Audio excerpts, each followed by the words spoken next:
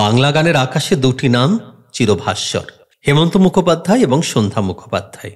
তাদের একত্রে উপস্থিতি মানেই শ্রোতাদের কাছে এক অমূল্য মুহূর্ত।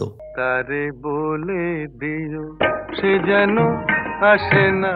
অথচ শিল্পী জীবনের বাইরে তাদের পারস্পরিক সম্পর্ক ছিল একই রকম উষ্ণ, স্নেহময় এবং আন্তরিক। সন্ধ্যা মুখোপাধ্যায় তার স্মৃতিচারণ থেকে আমরা জানতে পারি সময়ের সেই অমূল্য ঝলকের কিছু অংশ। একবার বর্ধমানের কালনায় একটি বড় অনুষ্ঠান, তারা দুজনেই আমন্ত্রিত হয়েছেন, তবে একসঙ্গে নয়, ভিন্ন গাড়িতে রওনা হয়েছিলেন কলকাতা থেকে। অনুষ্ঠান শেষে ভোরের দিকে কলকাতার উদ্দেশ্যে রওনা দেন সন্ধ্যা মুখোপাধ্যায়। সঙ্গে তার মেজদা, এক ভাইপো, আরও একজন পরিচিত। দুর্ভাগ্যবশত মাঝপথে গাড়ি খারাপ হয়ে যায়। অন্ধকার রাস্তার ধারে দাঁড়িয়ে উদ্বিগ্ন মনে কাটছিল তাদের সময়। হঠাৎ দূরে দেখা দিল হেমন্ত মুখোপাধ্যায়ের গাড়ি।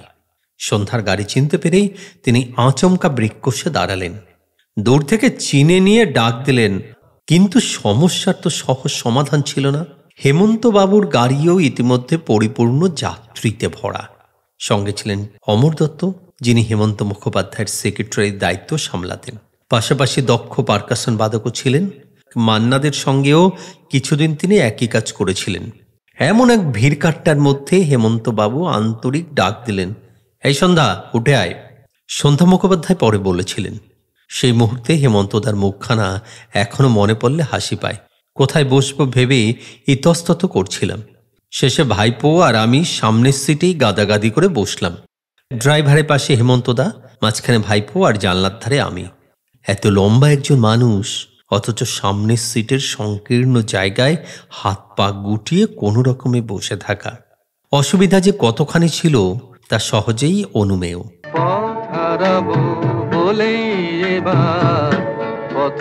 তবু হেমন্তবাবু হাসি মুখে মেনে নিয়েছিলেন সবটুকু কষ্ট, কেবল অন্যকে স্বস্তি দেওয়ার জন্য। এভাবেই তিনি সকলকে আপন করে নিতেন।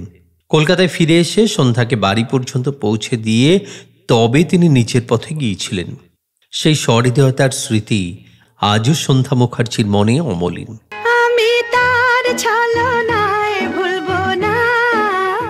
অন্য এক উপলক্ষেও হেমন্তবাবুর এই আন্তরিকতার পরিচয় পেয়েছিলেন তিনি।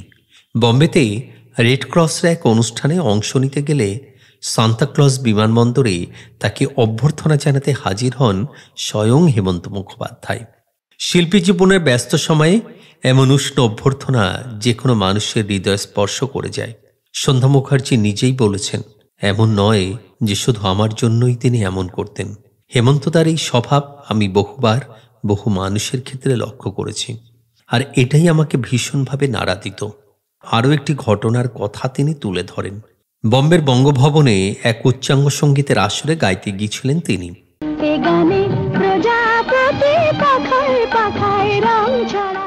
অনুষ্ঠানে অংশ নিয়েছিলেন তার পিতা ওস্তাদ বড়ে আলিম খাঁ সহ বহু নামকরা শিল্পীরা।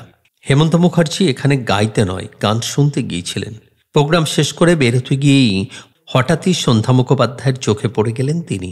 হাসি মুখে এগিয়ে এসে বললেন, কি রে সন্ধ্যা? সন্ধ্যা মুখার্জি প্রশ্ন করলেন, আপনি কখন এলেন? অনেকক্ষণ এসেছি। আমাদের অনেকেই আজ এসেছেন। তারপর হেমন্তবাবু স্নেহভরে জানতে চাইলেন, কোথায় উঠেছিস? চার্চ গেটের সামনে একটা হোটেলে। তোর গাড়ি আছে তো? হ্যাঁ। শুনে হেমন্তদার মুখে স্বস্তির হাসি। তাহলে ঠিক আছে।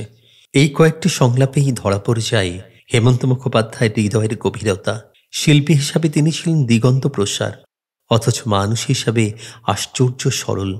আপনজনের মতন খোঁজ খবর নিতে জানতেন। তার এই মানসিকতা, সহৃদয়তা, আন্তরিকতাই তাকে বাংলার সঙ্গীত জগতের বাইরে মানুষের হৃদয়ে এক চিরস্থায়ী আসন দিয়েছে। এমন আমি ঘর বেঁধেছি, আহারে যার ঠিকানা। আমরা শ্রদ্ধা জানাই প্রবাদ প্রতিম দুই শিল্পীকে, সন্ধ্যা মুখোপাধ্যায় এবং হেমন্ত মুখোপাধ্যায়কে। আজ এই পর্যন্তই।